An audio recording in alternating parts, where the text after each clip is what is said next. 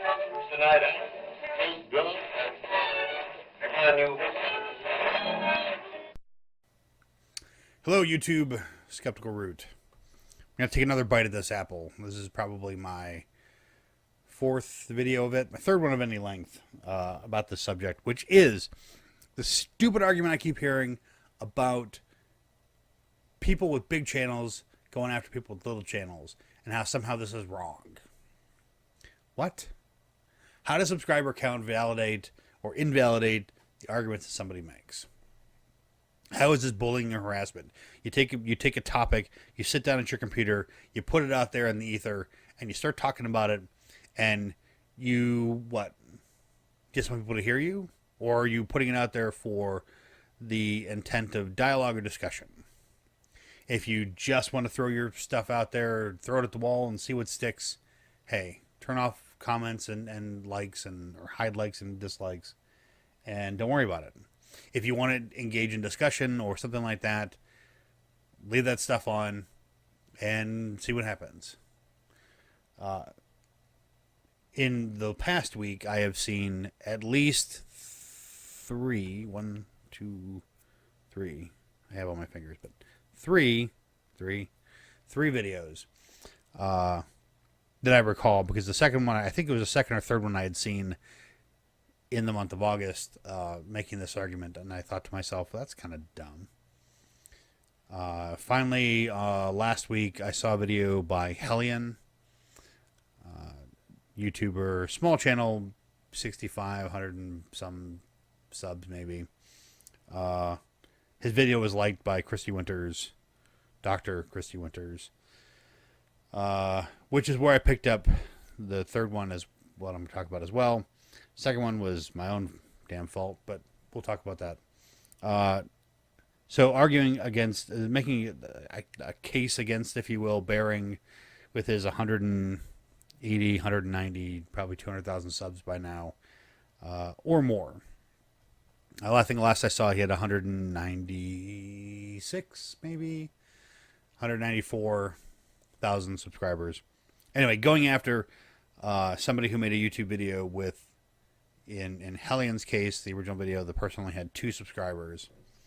And she, after making the video, I don't know if it's implied by Hellion that she was chased off YouTube by Bearing supporters, and never to make a video again, I guess.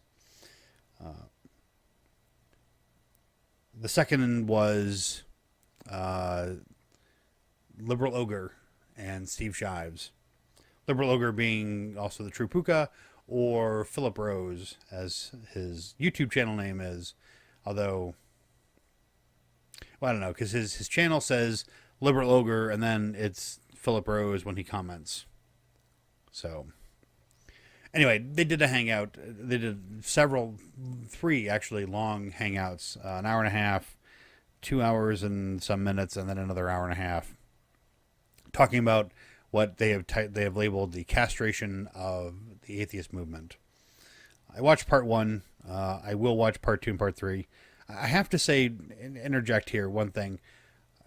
As many problems as I have with Steve Shives, watching him in a hangout or a live show, he is not nearly as pretentious and arrogant as he comes across in his videos. In his videos, he's quite often, "You're a dick and here's why."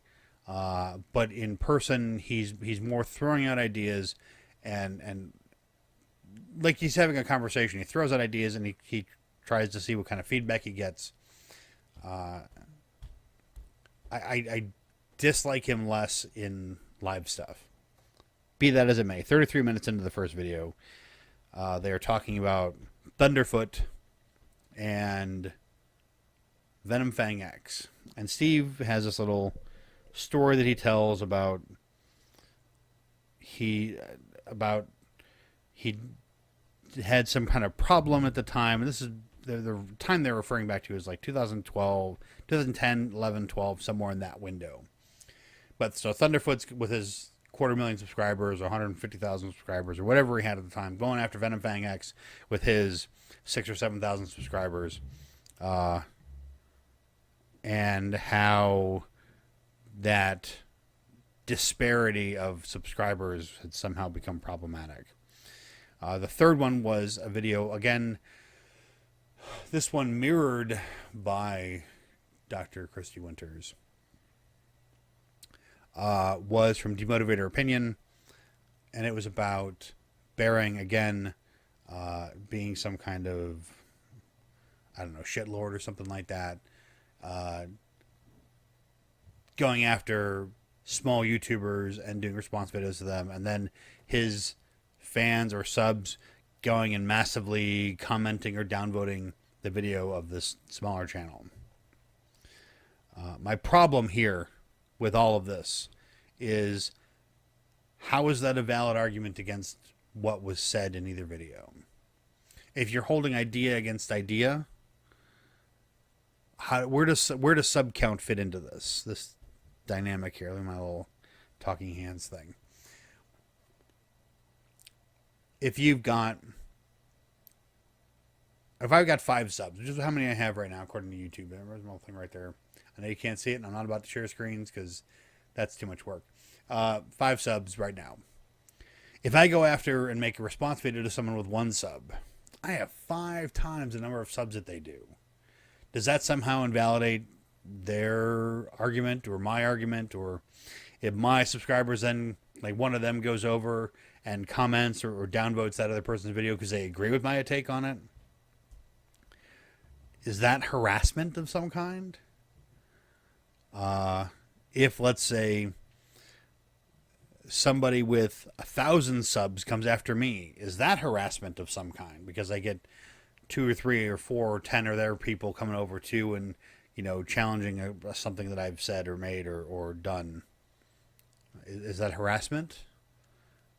Does it have to be, in the one case that Hellion was referring to, Bering it as 180,000 subs at the time, I believe, versus somebody with 2 subs. That's a large disparity, but I don't see how that changes. If his arguments against what she was saying are valid, then I get lost at this point in the argument, because I don't see how you come to the conclusion that subscribers make a difference of any kind. If it was about, you know, the person saying, you know, go get him, you know, and take him out and just show him who's boss and make them never challenge me again. Okay, I get that. In no cases has anybody said that, whether it's Thunderfoot or Bering, go after these people. In one case, in Demotivator Opinions video, he did point out a time when he told his subscribers to go upvote a video from somebody, and they went, apparently, and somebody who only has normally, you know, 100 views per video had like 3,000 likes on this one particular video or something like that. Demotivated Opinion also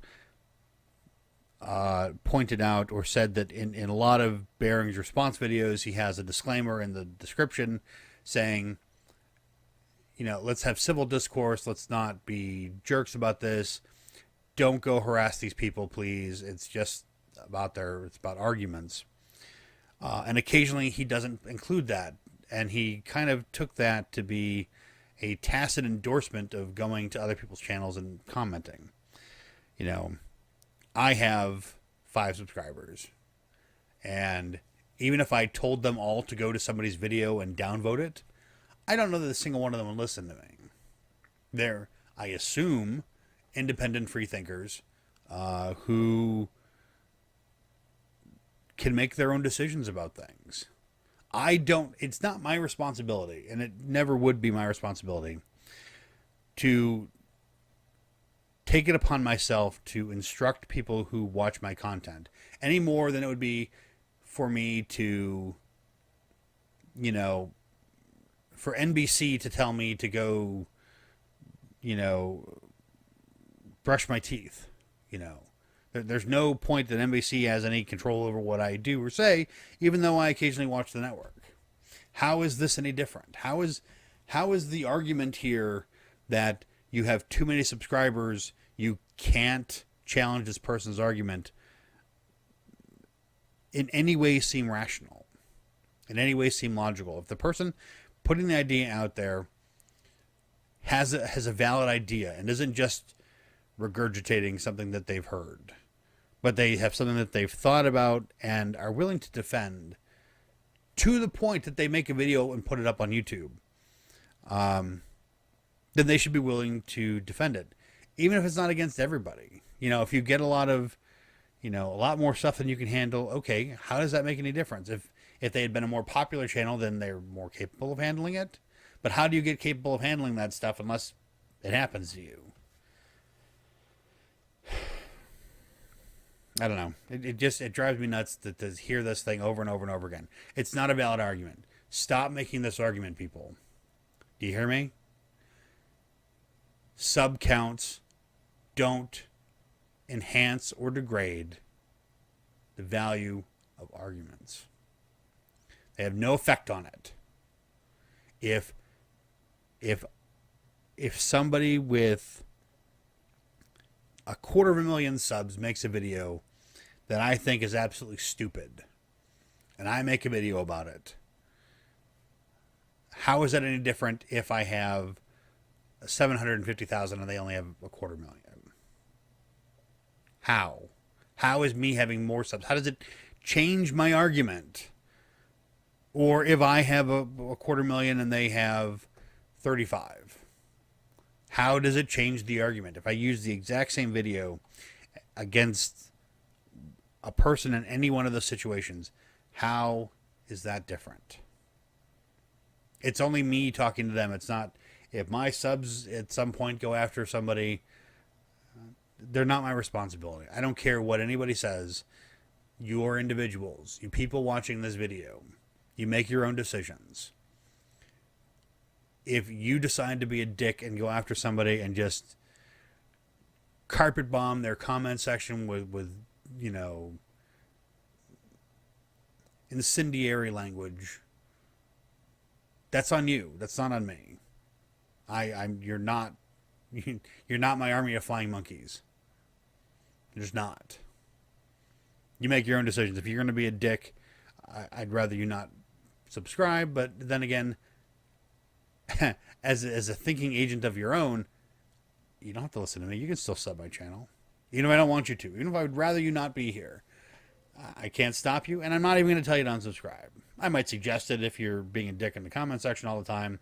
You know, dude, why don't you just unsubscribe? Nobody wants to hear what you're saying. But it doesn't... Sub count doesn't make or break arguments. I don't understand why I keep hearing this, especially lately. Is this a punching down thing? Is that what it is? Because somebody has more subs against somebody else that has less subs. That's a punching down. You're punching down. But where do you draw the line? 1 sub, 5 subs, 1,000 subs, 10,000 subs, 25,000 subs. Is it a scale thing? Is it a 30% or 50% or? I mean, how do you define this? Give me an objective standard for saying that this is probably okay and this is probably not okay. It doesn't have to be a purely 100% concrete thing.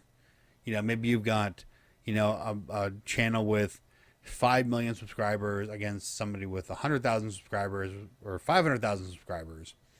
That's only 10% of the size, but there still should be capable of handling an influx of comments and dislikes and things like that on a particular topic. I just don't get this argument. Either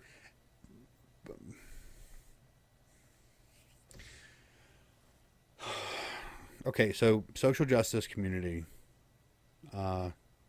progressives, whatever we're going to be calling ourselves this week, however you identify, I'll classify you right now as person who makes this argument. Please stop making this argument, or explain how this makes rational sense. I'm going to make a video on this, and I almost fall into this every time I talk about this because it's a little more ranty, but I don't care about your feelings. That'll be a video coming up. Your feelings in the public space should be reasonable. If they're not reasonable, I can't help you, but it's also not an argument. You may want to believe that there's a God. I don't believe there's a God. In fact, I would believe that there is not a God. And that can be a whole video on its own as well. And actually it will be. But you wanting there to be a God doesn't make it true. It doesn't make it any more rational or valid of an argument or a position. I would like there to be an afterlife. I would like to know that when my physical body wears out or dies, that I have somewhere to go. I have something to do. That I could make a difference or continue existing beyond this physical form. There isn't. There's no evidence that anything happens beyond death. Life is like fire. It is a process. It is not a thing. When you blow out a candle, where does the fire go? Fire doesn't go anywhere. It's a process. It's stopped. Life is the same way. Consciousness is the same way. It's a product of the brain. I'd want there to be something else, but there isn't. And so I don't make arguments for that just because I wish it to be so. Totally tangential to the topic of not enough subscribers to go after. What I wrote here in my notes. So, but that's it. I just don't get it. It doesn't make sense, and no one can explain it. No one has explained it to me. I made a couple comments on different videos asking how this is a valid argument, and I've got nothing back. And that's fine. I didn't expect it. It was rhetorical, but it's like then nobody should be going after the KKK. They've got 5,000 members in the United States. Black people who probably are number in the 60 to 80 million people in the United States. I'm not doing the math right now. Well, no, let's see. If they were 10% of 320 million, they'd be 30 million, 32 million. So let's say, okay, so let's lowball it. Let's say it's like 35 million. Okay, 35 million black people in the United States. You have no right to go after the KKK because the KKK is only 5,000 members or has a membership around 5,000. Don't go after them. You're too large. You're way too large to go after them. That's what this argument boils down to. Americans should not be talking bad against ISIS because, well, ISIS only has between 20 and 50,000 fighters in the Middle East, or worldwide, actually, by intelligence agency estimates that I've seen. But there's 320 million Americans. Catholics shouldn't be going after pedophile priests because their pedophile priests are such a small number. That's the kind of argument that we're getting here. Big groups shouldn't go after little groups for feelings. I don't know. I don't get it. All right, that's it. I've rambled enough 2 or 3 times now. I'd done this yesterday, and then I saw the other one by Demotivated Opinion today. If I can find them, maybe I'll link them in the description. Don't hold your breath. But maybe. So, like, comment, share, subscribe.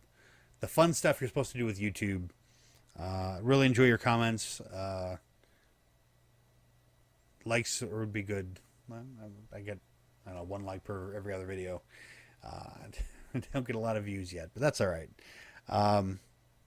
Comment. Comments are good. Comment. Share this video. Get me out, throw this out there. Ask. It's too damn long, I know. By the way, sorry about the audio and video quality. If it's a little off today. The anniversary update for Windows 10 broke my webcam software, which has a few more tools that I can tweak to make the audio and video look a little better, but hopefully they'll update the software so it'll work, or patch Windows, or figure out what's going on. In the meantime, I'm searching for other webcam software, and this is the built-in Microsoft camera software, which seemed to be working okay. But it's a little grainier, a little harder on the lighting, although I hope this is still recording in 1080p. So, that's it. Goodbye, and hello, as always. If it doesn't,